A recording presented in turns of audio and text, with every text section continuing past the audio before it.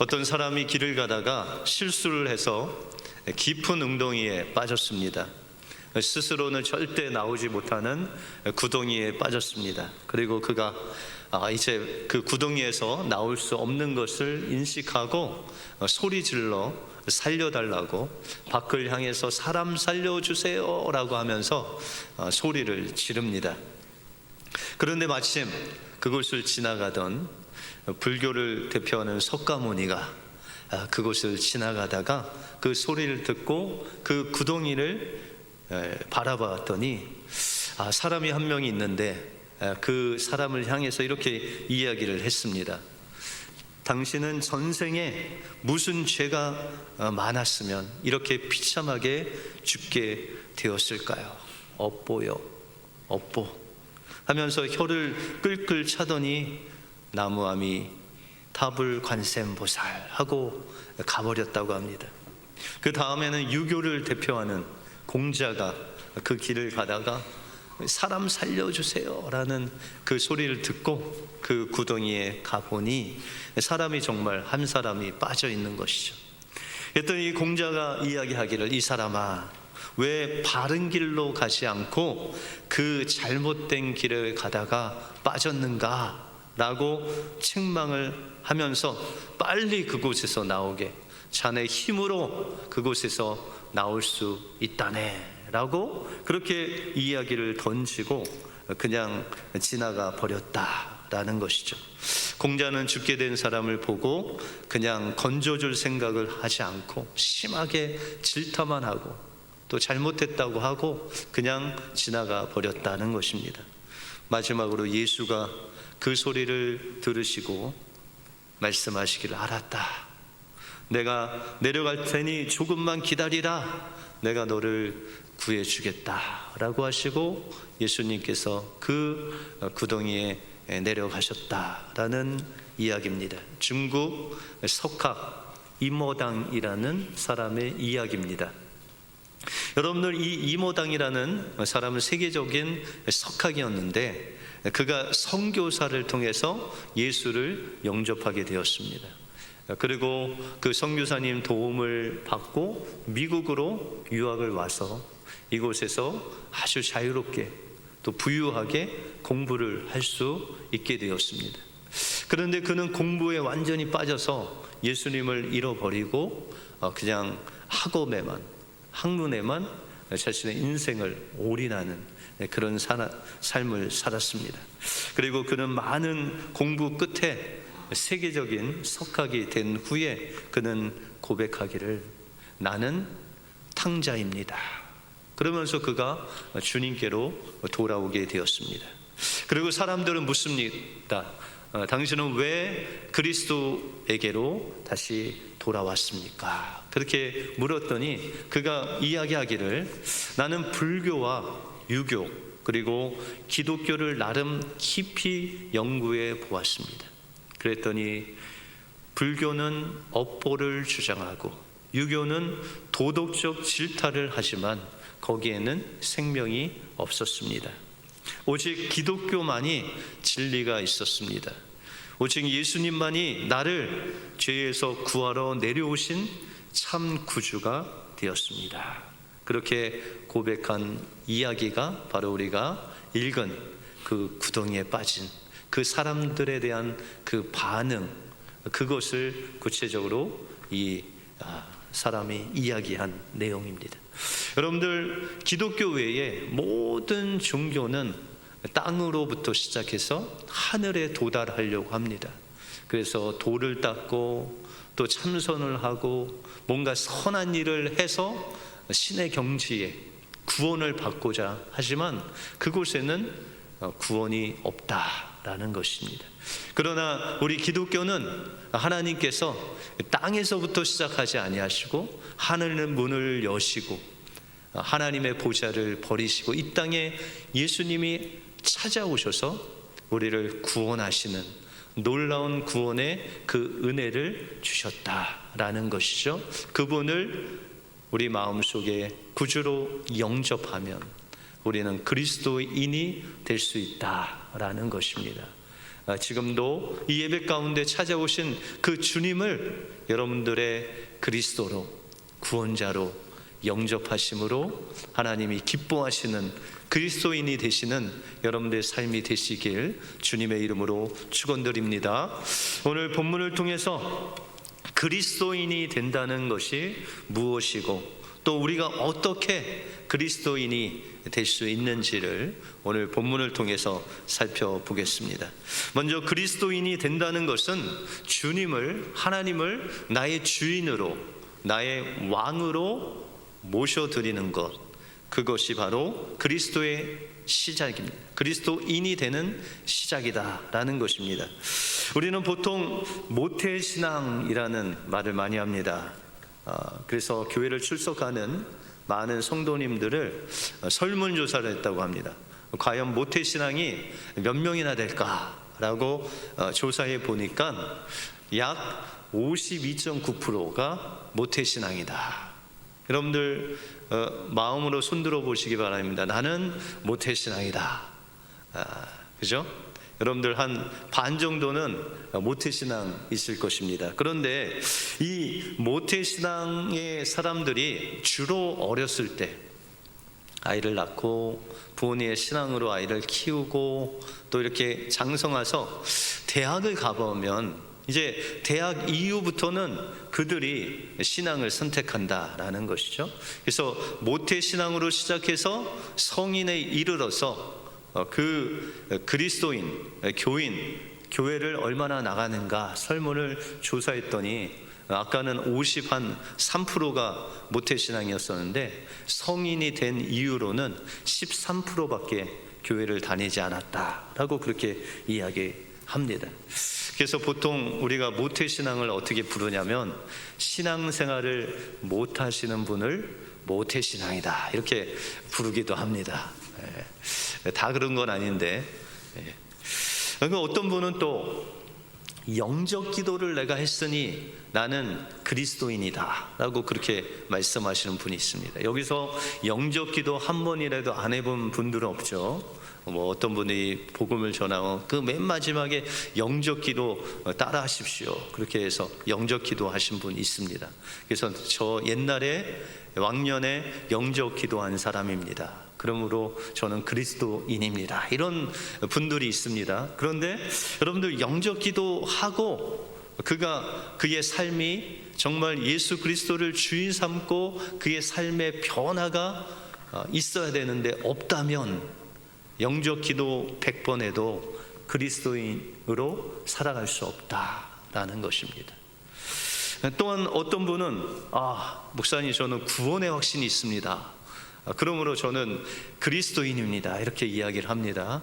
그런데 어떤 분에게 묻습니다. 그러면 구원의 확신이 있는데 그 구원의 확신이라는 게 무엇입니까? 물으면 목사님 예수 믿고 천국 가는 게 구원의 확신이죠. 그렇게 이야기를 합니다. 그럼 천국에 어떻게 가십니까? 라고 하면 구원의 확신이 있으니까 천국 가죠. 그렇게 이야기하시는 분이 있습니다. 어떤 내용을 통해서 내가 구원의 확신이 생겼는지를 모르고 그냥 막연히 내가 천국 갈 수 있다라고 하는 그 사람은 그리스도인이라고 말하기가 어렵다라는 것입니다. 그러므로 우리는 주님께서 우리에게 주신 그 은혜를 어떻게 우리가 받아 누려야 그리스도인이 되는가 오늘 본문을 통해서 살펴보겠습니다. 오늘 1절에 보시면 태초에 말씀이 계시니라 이 말씀이 하나님과 함께 계셨으니 이 말씀은 곧 하나님이시다 라고 그렇게 말씀하고 있습니다. 우리가 구약의 창세기 1장 1절에 보셔도 하나님이 태초에 천지를 창조하셨다 라고 그렇게 말씀하십니다. 이 구절 한 구절만 믿어도 여러분들이 그리스도인에 가까운 분이 되셨다라는 것이죠. 오늘 요한복음 1장 1절에 태초에 말씀이 계셨는데 그 말씀이 곧 하나님이시다.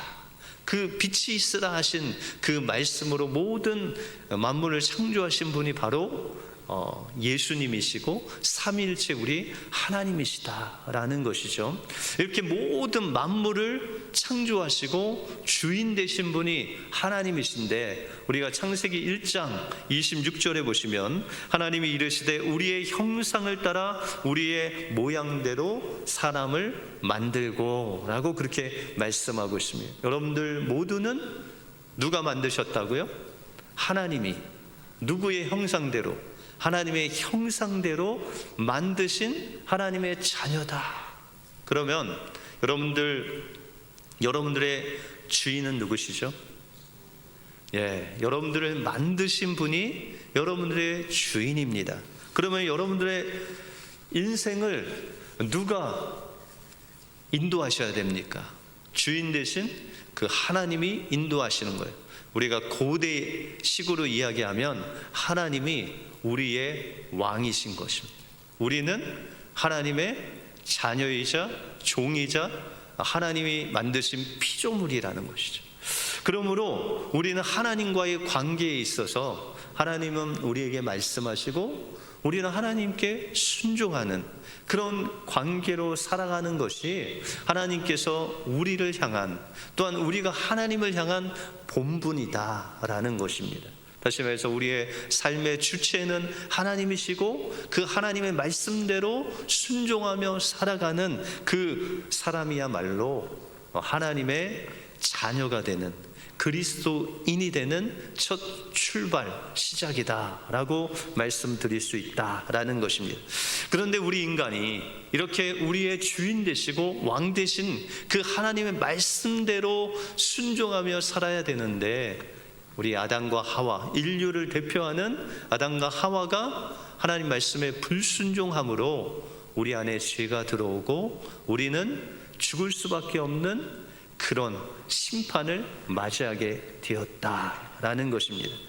그러므로 우리가 그리스도인이 되기 위한 두 번째는 뭐냐? 바로 우리가 하나님 말씀에 불순종한 죄인으로서 죽을 수밖에 없는 죄인이라는 것을 인정할 때 우리는 그리스도인에 가깝게 갈 수 있다라는 것입니다.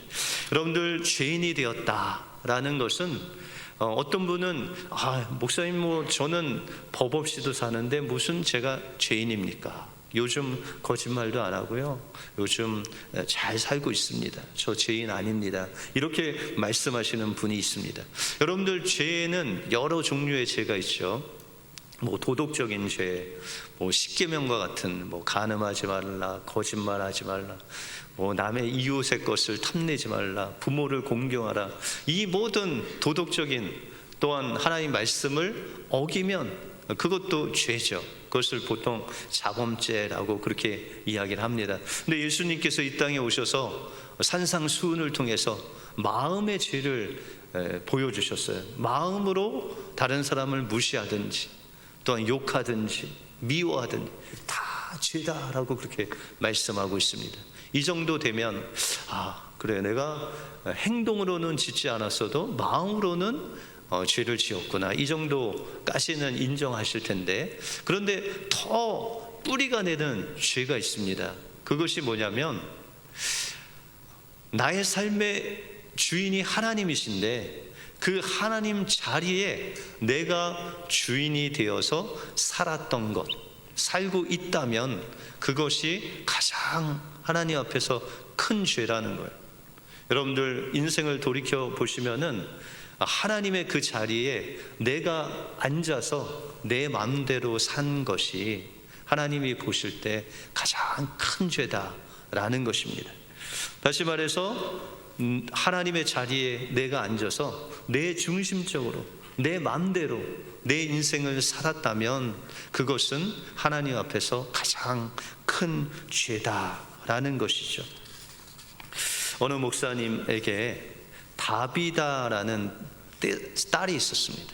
이 딸이 한 4살 정도 됐을 때 이 엄마가 이 아이를 보니까 자꾸 손가락을 이 코에 넣는 거예요.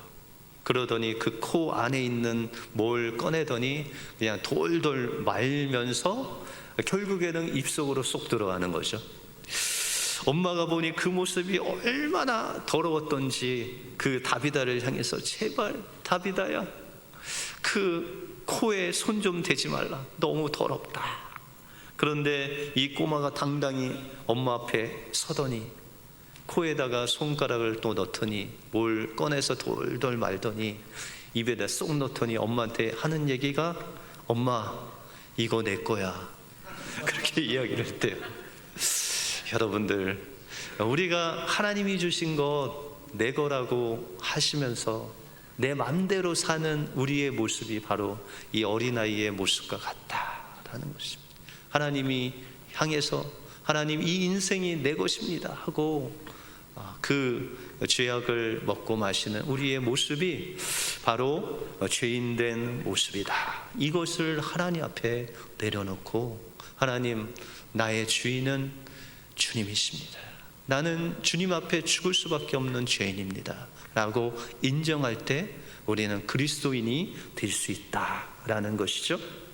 마지막으로 그리스도인이 된다는 것은 이 죄의 문제를 해결하시기 위해서 이 땅에 오셔서 십자가에서 우리를 대신해서 대속하신 그 주님을 영접하는 것, 그것이 바로 그리스도인이 되는 길이다 라고 그렇게 말씀하고 있습니다. 때때로 우리가 예수님이 우리를 구원하신 것을 예화로 들 때 예수님께서 우리를 물에 빠져 죽어가는 우리를 건져주셨다. 그래서 우리는 하나님 앞에 땡큐 하면은 우리가 구원받았다라고 그렇게 이야기를 많이 하죠. 근데 여러분들, 예수님의 구원은 그런 구원이 아니에요. 예수님이 우리를 살려주셔서 예수님 땡큐 하고 마는 그것이 그리스도인이 된다는 의미가 아닌다는 것이죠. 다시 말해서 예수님께서 물에 빠진 여러분들을 건지기 위해서 예수님이 같이 들어오셨어요. 그리고 여러분들을 땅에 그 물 밖으로 밀어 넣으시고 미치시고 예수님은 그 물에 빠져 죽으신 거예요. 그것을 믿는 것이 그리스도인이 된다는 거고, 예수님을 믿는다는 것. 다시 말해서 예수 그리스도의 십자가의 죽음은 그냥 여러분들을 건져주신 것뿐만 아니라 여러분들 건져주시기 위해서 우리가 받아야 할 그 죽음을 주님이 대신 죽으신 것, 그것이 바로 예수님의 속죄의 사랑이다라는 것입니다. 그래서 요한복음 3장 16절, 하나님이 세상을 이처럼 사랑하사 독생자를 주셨으니 그를 믿는 자마다 멸망치 않고 영생을 얻게 하려 함이니라 라는 그 이처럼 사랑하사, 예수님의 생명을 죽음에 내어 주시기까지 우리를 사랑하셨다라는 것입니다. 2009년 미국 최초의 히스패닉계 대법관의 후보였던 소냐라는 자매가 있습니다. 그는 프린스턴과 예일대 로스쿨에 나온 아주 엘리트였습니다. 우리가 소냐에게 관심을 갖는 것은 그녀가 말하는 어머니의 희생입니다. 두 자매가 10살 채 안 됐을 때 그 남편이 돌아가셨습니다. 그리고 이 소냐는 어렸을 때부터 소와 당뇨를 앓았습니다. 엄마 혼자 이 소냐와 그 남매를 키우는데 병원비가 많이 들어갑니다. 그래서 잡을 투잡, 뜨리잡을 뛰면서 정말 그 아이를 간호하고 그렇게 길렀다라는 것이죠.